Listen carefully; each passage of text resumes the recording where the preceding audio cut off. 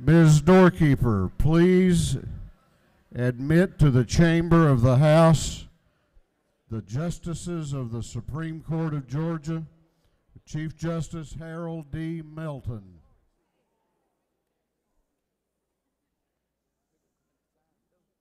Can they get over there?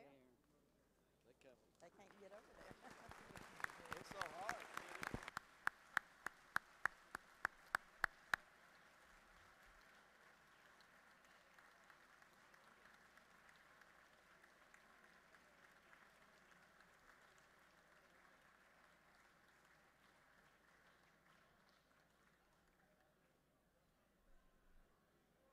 I think the floor leaders just came in and not the justices.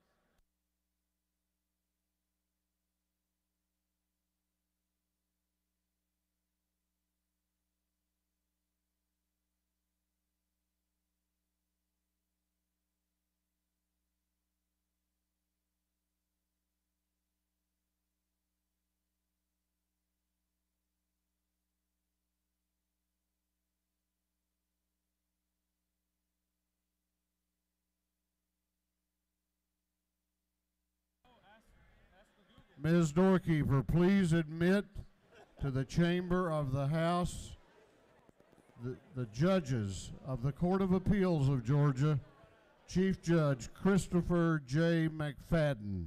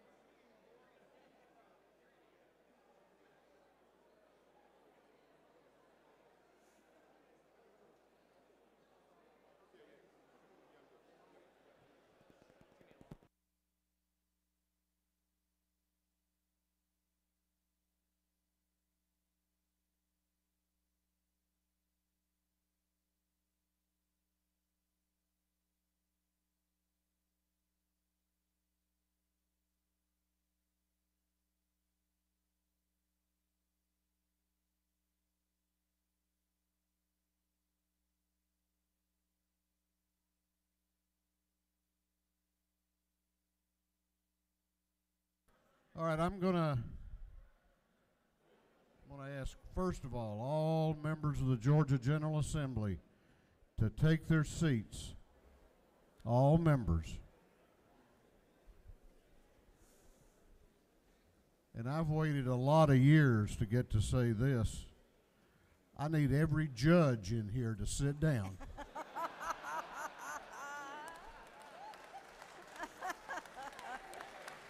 That is good. That felt pretty good, actually. Okay, please remain in order. The chair wants to recognize some special people that are with us here today, beginning with all of the constitutional officers of the state of Georgia. If y'all will stand and let us recognize you, please.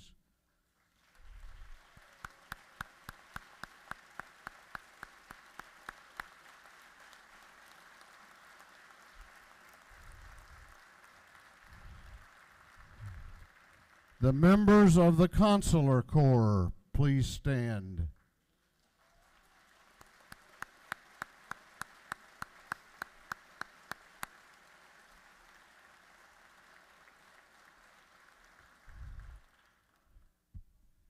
I don't know if she's on the floor, but please make welcome a very special person to me, and to this body, the Speaker Pro Tem, Jan Jones.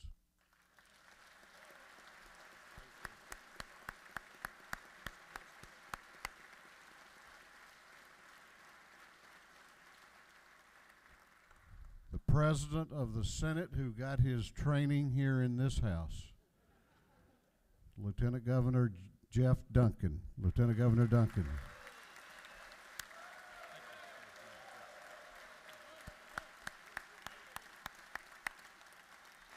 The President Pro Tem of the Senate,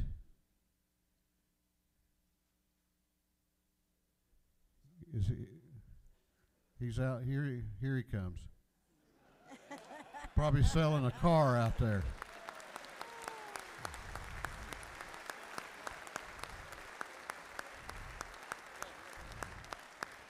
Three of the most important people to the work of this body. The lady that has walked through the valley with me and along the tops of the mountains, and truly the light of my life, the First Lady of the House, Cherie Bradburn.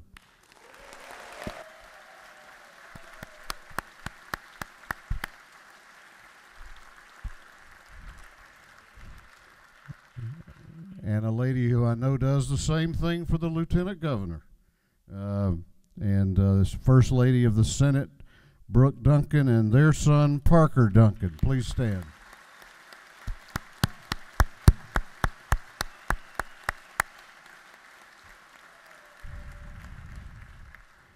And our very distinguished First Lady, Marty Kemp, and their daughter, Amy Porter Kemp.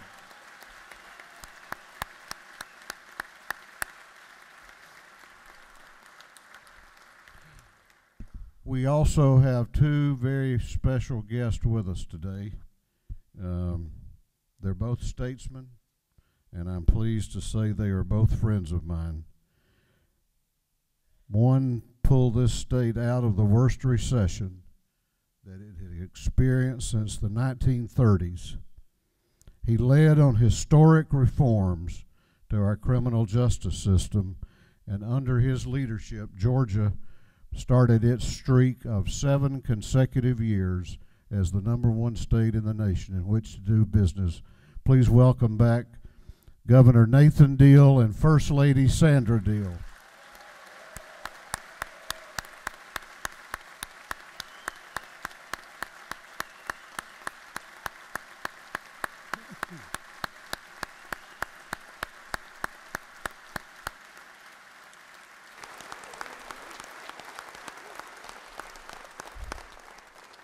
Only one Georgian in the history of this state has served in both the Georgia House of Representatives and the U.S. House of Representatives, and in the Georgia State Senate and in the U.S. Senate. And his career has been a leadership model for those of us in public service. Integrity, reasonableness, civility, fairness, a real leader that we're going to miss at leading, but we have him back home now, and we're going to keep him busy. Few Georgians will have left their footprint on the history of this state, such as Johnny Isakson. Please welcome Senator Johnny Isakson.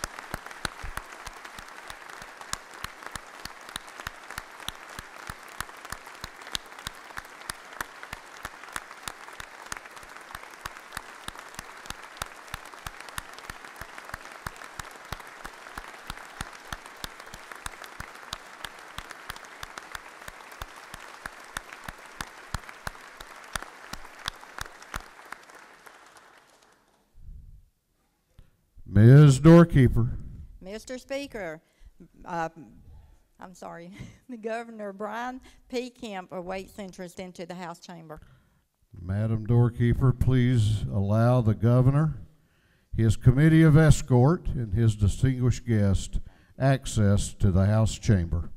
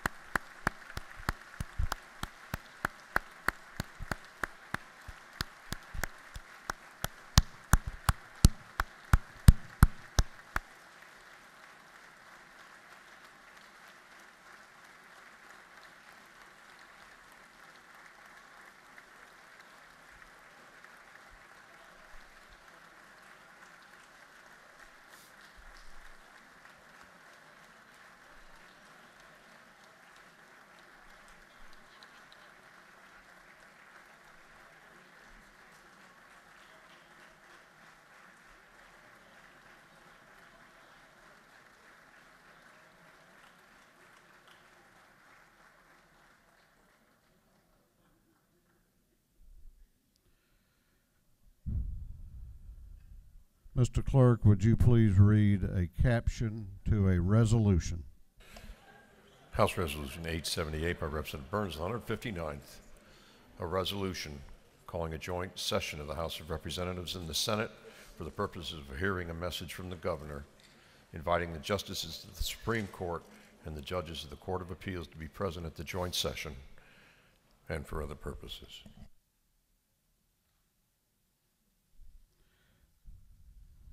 Members will please take their seats.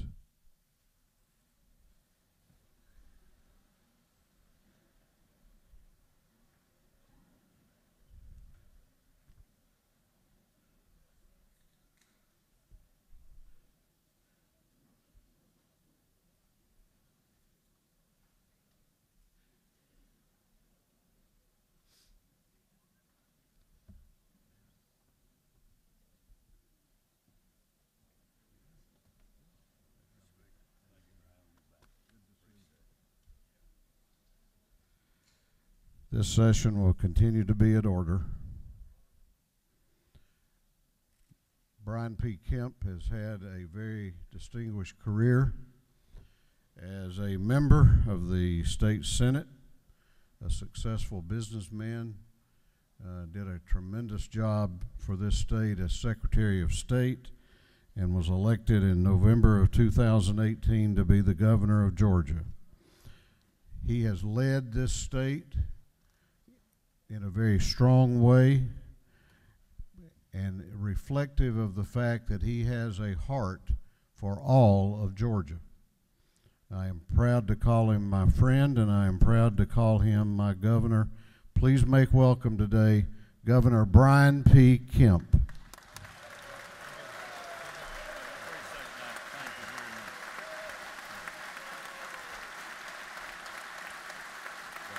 Thank you all. Thank you very much.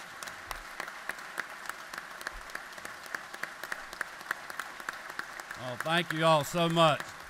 Thank you very much. Thank you. Thank you very much. Appreciate that. Thank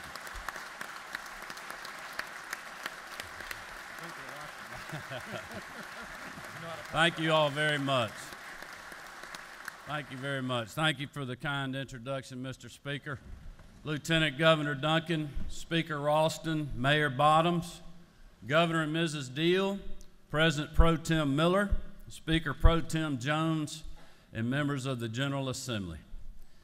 Constitutional officers, members of the judiciary, members of the Consular Corps, and my fellow Georgians. During my first State of the State speech, I talked about a wise builder who put his house on a sure foundation. The rain and the winds came, the floodwaters rose, but the house stood firm. I tipped my hat to Governor Deal and those lawmakers that came before me. those who poured the concrete and laid the footings, hard-working Georgians who left this place better than they found it. 1 year ago, I urged those in this room, in this historic space, to join me in building a safer, stronger, and more prosperous state. A state where small businesses are empowered to grow, invest, and thrive. Where government is responsive and effective. A state where health care is affordable, accessible, and where the rights of the unborn are protected. I ask lawmakers, both Republicans and Democrats, to join me in the fight for Georgia's future, to crack down on gangs and sex trafficking, to invest in education and our educators, to stand up for our values and those we value, to put politics and partisanship behind us and unite for the greater good. Over the last 12 months, we have realized incredible success and endured hardships. We have seen the fruits of our labor, and we have seen the power of God's providence. In 2019, we stood together on the construction site, building on a sure foundation. I'm proud of what we accomplished, but there's still more work to be done. As your governor, I have been honored to travel this great state, and everywhere I go, I start out by saying the same thing. It is a great time to be a Georgian. Wouldn't you agree?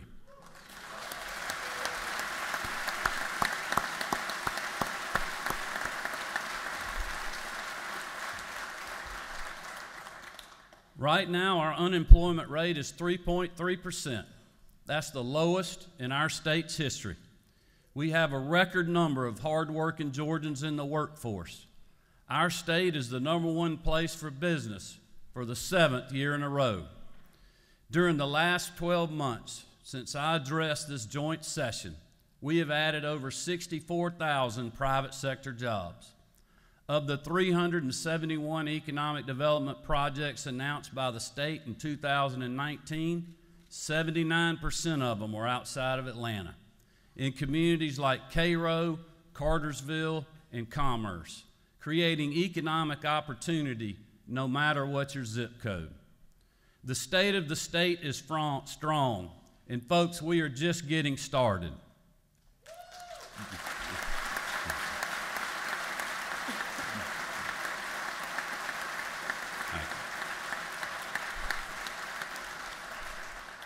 I was raised to work hard, and I know that my mom, who's in the audience today, remembers driving me around with a push mower in the trunk of her red Buick LeSabre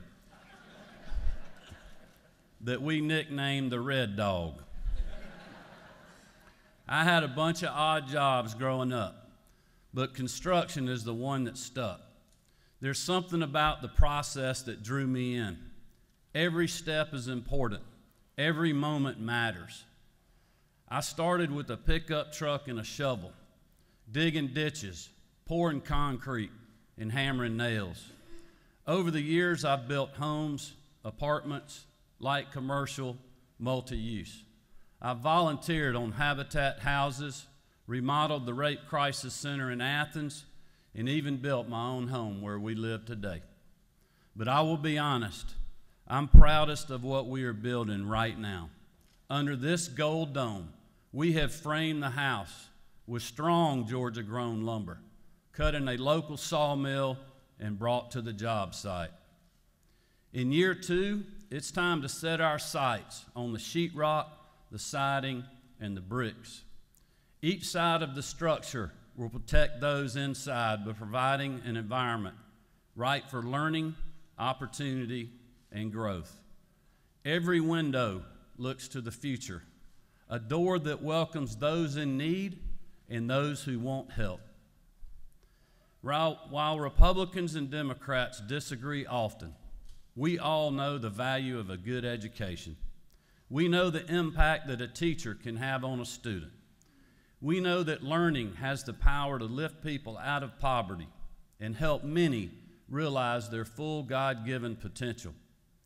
As we move forward as a state, we must reaffirm our commitment to Georgia's schools. Trust parents to make decisions in the best interests of their children. Support our superintendents, teachers, counselors, and specialists as they work to educate and inspire the next generation.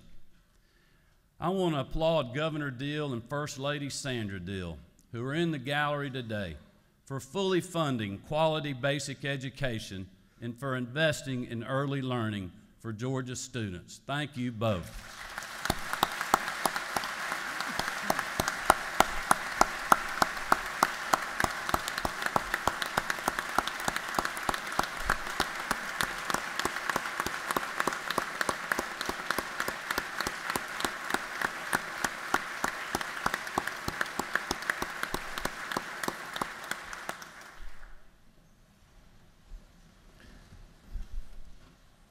I also want to thank this legislature for working together to champion education during the 2019 session. Together, we fully funded QBE for the second year in a row. We provided over $69 million in school security grants for all 2,314 schools. We increased funding for mental health services in our high schools, and we gave teachers a long overdue and historic pay raise.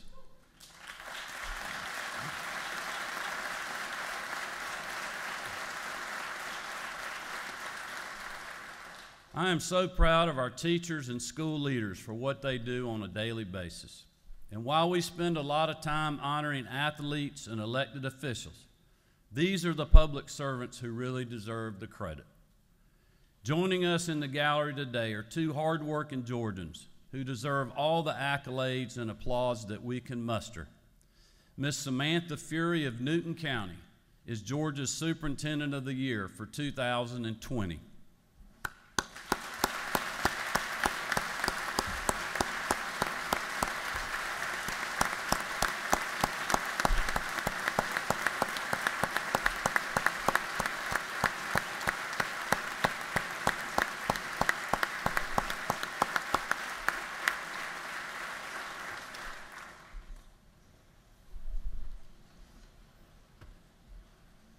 We also have Miss Tracy Pendley of Atlanta Public Schools, who is our 2020 Georgia Teacher of the Year.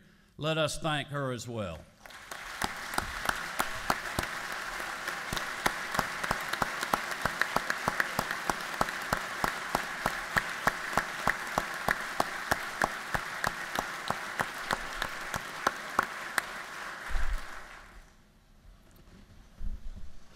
To truly honor their service, we have some work to do in the days ahead. Let's fully fund public school education for a third year in a row, accounting for growth and resources needed to properly educate. Let's dismantle the remnants of Common Core, reduce the number of tests, and give teachers the opportunity to do what they best do best, teach.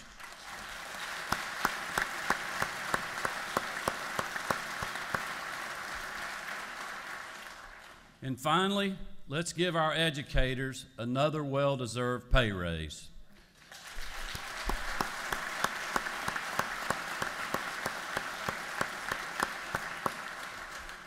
In my budget, I have included a $2,000 pay raise for all public school educators. This raise will continue to enhance retention rates, boost recruitment numbers, and improve educational outcomes in schools throughout Georgia. By investing in education, we can build a strong house, a place where everyone learns and all Georgians have the opportunity to thrive.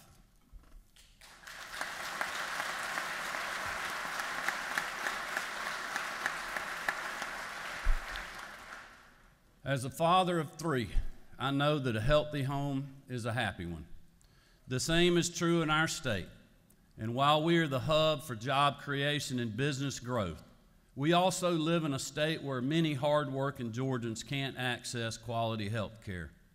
Premiums are too high, and many families have to compromise coverage because of the cost. Empowered by the Patients First Act, we crafted a Georgia-centric healthcare solutions to lower healthcare costs, reduce insurance premiums, enhance access to top-notch care, and ultimately improve health outcomes for Georgia families. For 9 months, we developed 2 unique and innovative healthcare programs that meet the needs of hardworking Georgians, keep our budget balanced, and reflect on our values and vision as a state. These proposals, Georgia Access and Georgia Pathways, shake up the status quo and put patients first ahead of the special interest. While these reforms will provide a new pathway for 408,000 Georgians to access affordable care, lower insurance premiums for millions more, this is only the beginning. We have friends and neighbors who need our help, so we must keep chopping. Right now, there are countless families who just received a surprise medical bill in the mail. A specialist who is out of network, a procedure that wasn't approved or covered, nights in the hospital that didn't meet the requirements. We have hard-working Georgians who, by no fault of their own, are on the brink of bankruptcy because there's no transparency in health care billing. Families are living on a prayer because the system is rigged against them. This year, we will implement long overdue reforms that put our families first.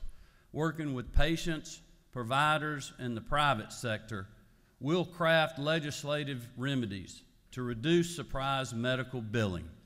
We will demand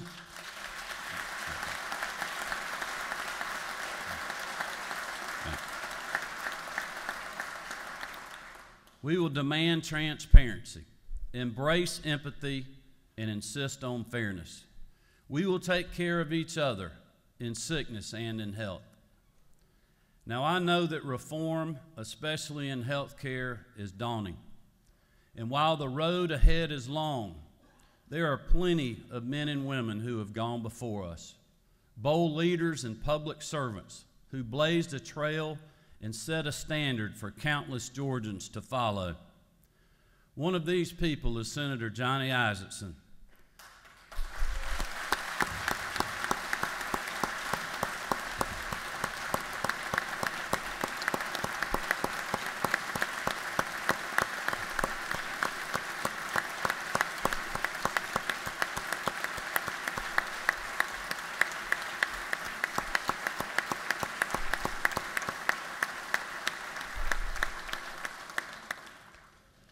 A pioneer of the Georgia Republican Party, Johnny Isakson is a man of character and incredible determination. He served under this gold dome in the Georgia General Assembly, chaired the State Board of Education, and went on to represent Georgia's 6th Congressional District in the U.S. Capitol. And for 15 years, Johnny Isakson was our U.S. Senator. He is a gentleman, a statesman, and a true patriot.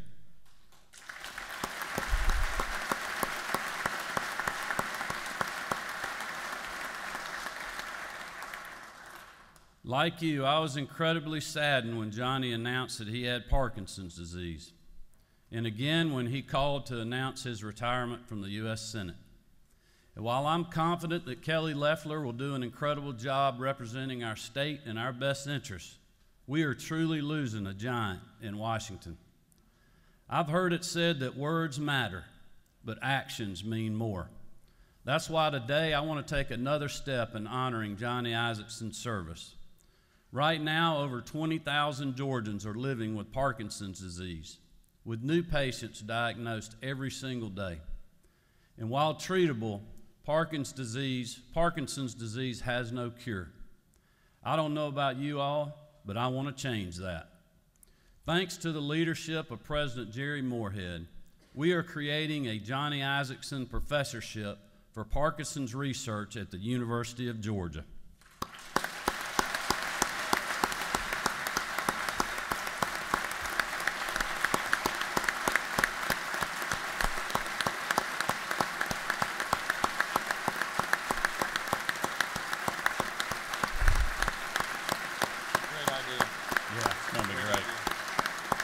We got to figure out how to do it now.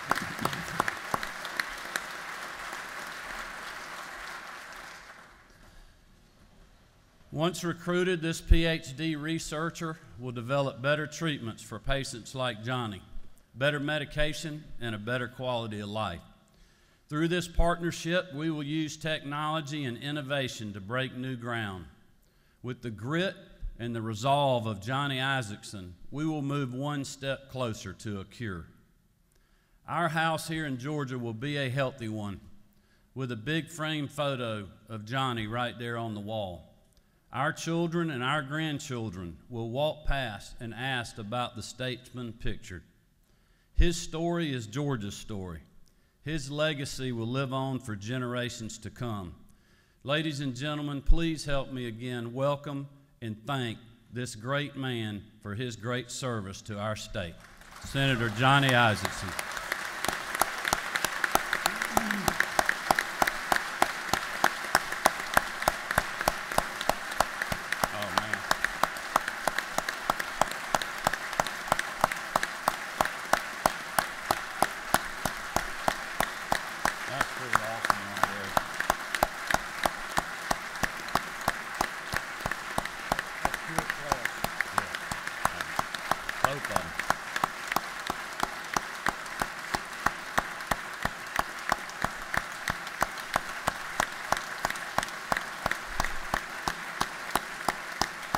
That's unreal. Great.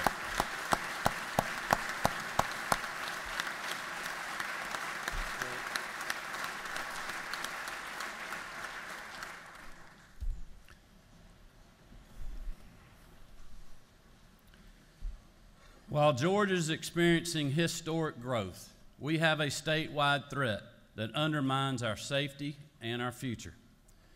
Criminal street gangs continue to grow in size and scope, impacting every county and every part of our state. These organized crime units are flooding our streets with weapons, violence, and fear. They are ripping apart the fabric of our communities. They are eroding the foundations of our families. This year, with your help, we launched the Anti-Gang Task Force at the Georgia Bureau of Investigation. Under the bold leadership of Director Vic Reynolds, we are partnering with local law enforcement and prosecutors to stop and dismantle gangs throughout Georgia. We are providing the resources and training needed to put these dangerous criminals behind bars. We are working around the clock to keep our neighborhoods safe. While Georgia already has tough gang statutes on the books, there's more that we can do to stop violence from taking over our state. There's more that we can do to prevent another innocent person from being shot, another law enforcement officer being killed. And while some in the media refuse to acknowledge the gang crisis, I don't have to convince Deborah Ryder. A decade ago, Deborah's son, Nicholas, was sleeping in his room when gunshots rang out and ripped through the walls. A drive-by shooting organized by a local gang left Nicholas dead at the age of 10. Deborah, we are sorry for your loss, and while we can't bring Nicholas back, we will champion tough anti-gang legislation in his honor. Thank you for being with us.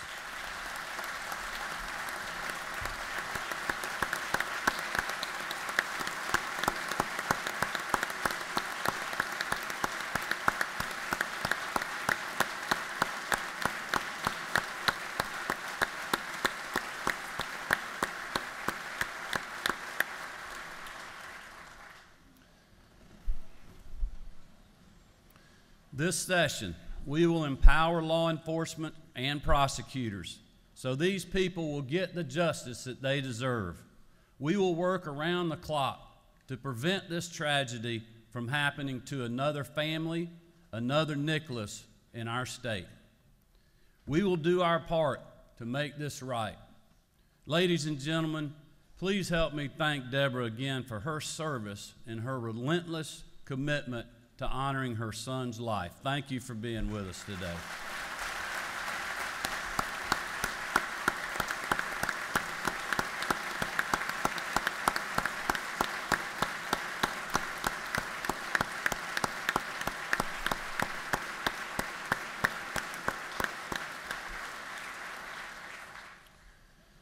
Gangs and drug cartels are fueling another public safety crisis. Every day, hundreds of people are bought and sold for sex in our state. Traffickers use Atlanta as a hub, trading human life like it's a commodity. Shortly after taking office, we created the Grace Commission to help coordinate efforts and to end modern-day slavery in our state. Under the leadership of our First Lady, P Kemp, the Grace Commission has worked to raise awareness. They have partnered with elected officials, law enforcement, nonprofit organizations, and those that have been in the trenches for years fighting human trafficking. They had traveled the state to sound the alarm and urge action. During this time, Marty has met some incredible, inspirational Georgians who have devoted their lives to helping others. Today in the gallery, we're honored to have Katie, Shamika, and Nikki. Sadly, these women have something in common. They were trafficked as kids, robbed of their innocence and childhood, forced to see and experience things that we cannot imagine. But these women are survivors. They're fighters and they're powerful advocates who are working to turn Georgia into a safe haven for those who have no voice, who exist in the shadows, and who need an ally to shine a light into the darkness. Members of the House and Senate, we are asking once again for your help to win this fight against human trafficking. We must advance legislation this session that closes loopholes that leave children vulnerable to exploitation. We must help victims tell their story in the courtroom without the fear of retaliation. We must support survivors who want to enter the workforce but still bear the scars of the past. The house we are building will be safe and secure, and we will not stop working until it is.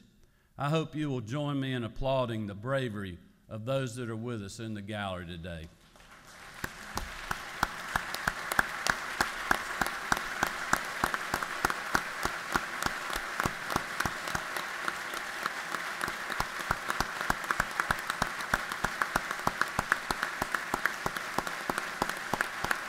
Marty's doing such a great job on Grace.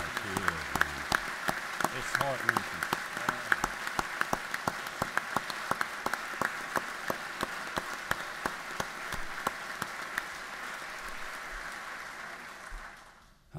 I also hope you'll join me in thanking our First Lady, P Kemp, our daughters, Jarrett, Lucy, Amy Porter, as well as the members of the Grace Commission. If you all stand, thank you so much for raising awareness. The state and the country are taking notice.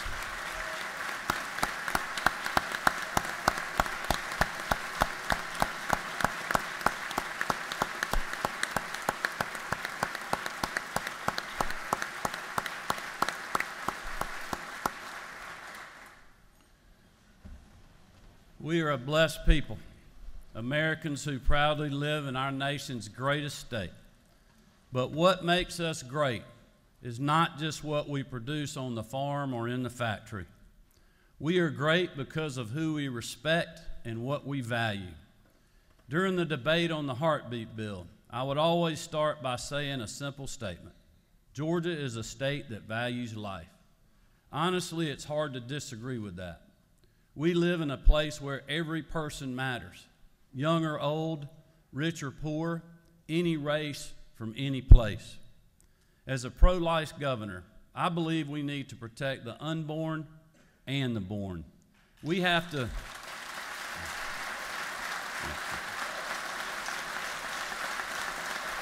Thank you. Thank you, sir.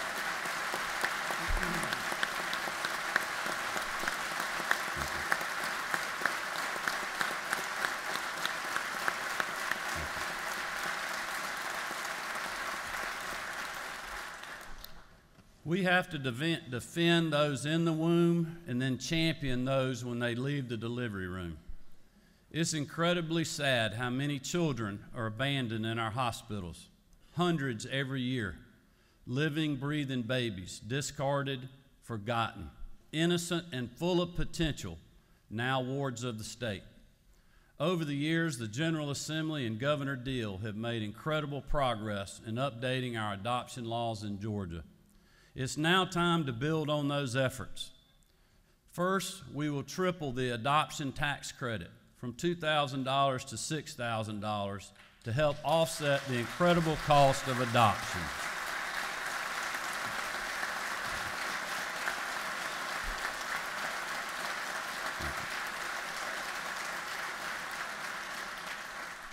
We will lower the adoption age from 25 to 21 so more qualified Georgians can adopt and more children can be placed.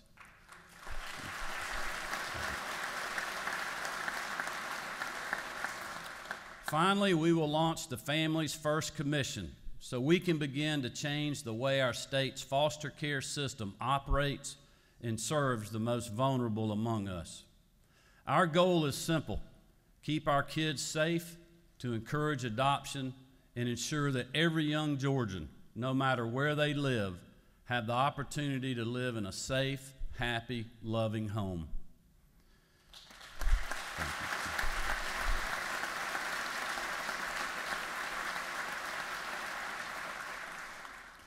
In closing, I want to tell you another Bible story about a builder, a man from the Old Testament who took on a massive construction project. You see, Nehemiah learned that his hometown was in ruin. The city gate was destroyed and the people were in turmoil. With a blessing from the king, he traveled back and started building. He shook up the status quo. He brought hope to a hopeless place. There were distractions along the way, those who wanted to slow his progress, some who wanted Nehemiah and his building project to fail. But he had a calling, a clear desire, a goal to build, restore, and revive. When the opposition came calling, he always delivered the same message. There was pressure and prodding, but Nehemiah responded, "I am doing a great work and can't come down." He refused to leave the job site until the project was done. He refused to let division divide his attention from the task at hand. Like Nehemiah, we are doing a great work right here in Georgia. We have a construction project that demands our attention. We have a people who are counting on us to get the job done. So let's put the politics aside and build a state where we invest in education. Let's build a state where we lower health care costs and improve access for patients. Let's shake up the status quo and build a state that's safe, where gangs and sex traffickers want to leave and families want to stay. Let's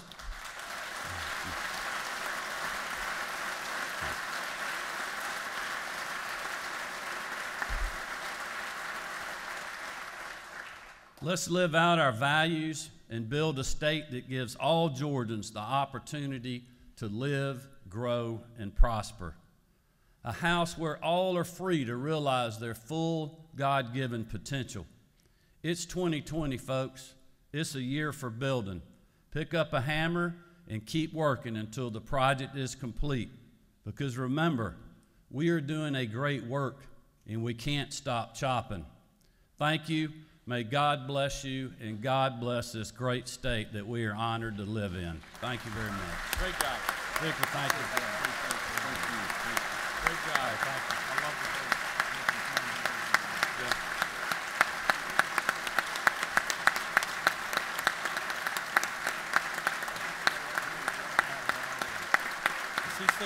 Does he stay up here?